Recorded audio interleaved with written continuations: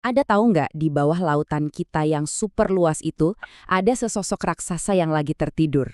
Nah, dalam paparan kali ini kita akan bedah gimana Indonesia berusaha membangunkan raksasa ini, mengubah arus samudra jadi energi bersih untuk masa depan kita semua. Coba deh bayangin, seandainya seluruh Indonesia, dari Sabang sampai Merauke, listriknya datang dari laut. Mungkin nggak sih? Apa iya arus samudra yang seolah nggak ada hentinya ini bisa jadi jawaban atas kebutuhan energi kita? Yuk, kita cari tahu bareng-bareng. Oke, kita mulai dari dasarnya dulu ya. Jadi, energi ini tuh muncul dari tarian gravitasi antara bumi, bulan, sama matahari.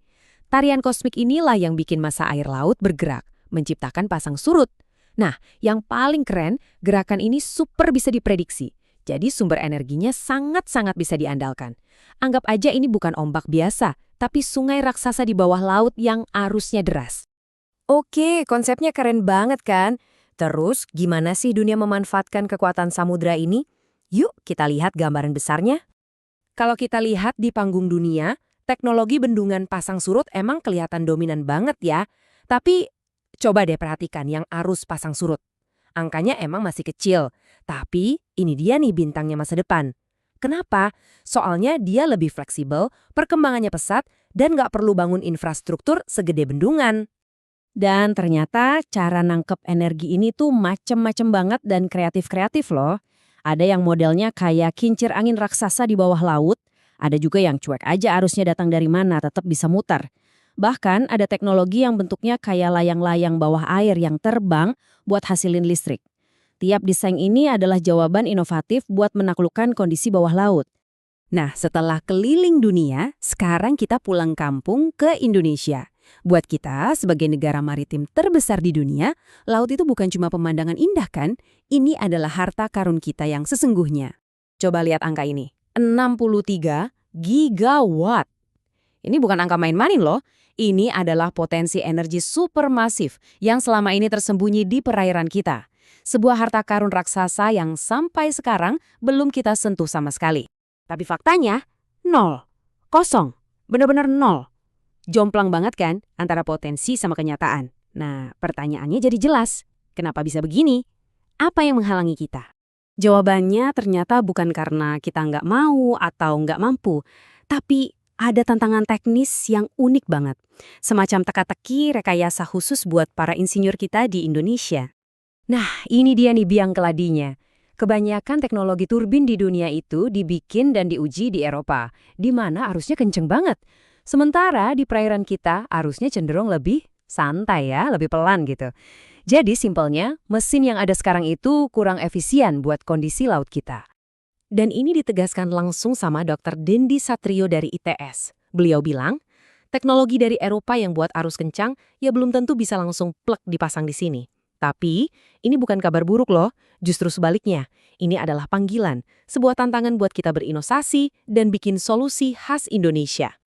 Terus, gimana Indonesia menjawab panggilan ini? Ya dengan cara paling cerdas dong, merumuskan solusi lokalnya sendiri. Dan ternyata pemerintah nggak tinggal diam, udah ada peta jalannya. Energi laut ini secara resmi masuk ke dalam Rencana Usaha Penyediaan Tenaga Listrik atau RUPTL. Strateginya juga jelas, kita mulai dari proyek-proyek kecil dulu. Dan yang paling penting, kita dukung peneliti dan insinyur lokal buat berinovasi. Udah bukan zamannya lagi kita sekedar impor teknologi yang belum tentu pas. Dan inovasi ini bukan cuma di atas kertas loh. Di institusi kayak ITS, para insinyur kita lagi bener-bener kerja keras mengembangkan turbin yang doyan arus pelan. Bahkan, ada ide cemerlang buat daur ulang anjungan minyak bekas jadi pembangkit listrik. Nah, ini kan solusi-solusi jenius yang lahir langsung dari tantangan lokal kita. Oke, riset lokal jalan, inovasi ada. Terus, gimana langkah selanjutnya dari laboratorium menuju pembangkit listrik sungguhan?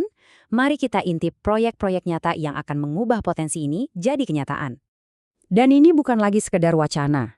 Udah ada 3 proyek komersial besar yang siap dieksekusi di beberapa slot strategis kita. Dan yang terlibat bukan main-main, ada raksasa energi seperti PLN dan Pertamina. Ini adalah sinyal terkuat bahwa Indonesia sangat serius buat akhirnya terjun ke energi laut. Kita ambil satu contoh ya, jembatan pasang surut di Selat Larantuka. Lihat deh perjalanannya. Dari perencanaan awal di tahun 2015 sampai target operasi di tahun 2028. Ini nunjukin kalau proyeknya serius, direncanakan dengan sangat matang, bukan proyek satu malam jadi. Tentu saja, jalannya nggak bakal mulus kayak jalan tol. Tantangan besar masih banyak banget.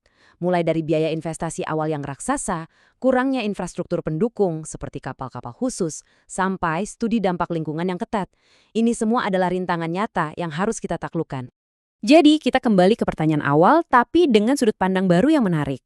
Mungkinkah tantangan arus laut yang lebih lambat ini, yang awalnya kita lihat sebagai kelemahan, justru menjadi pemicu inovasi yang akan menjadikan Indonesia pemimpin global di bidang energi laut? Sebuah pemikiran yang sangat mungkin menjadi kenyataan di masa depan energi kita. Terima kasih sudah menyimak.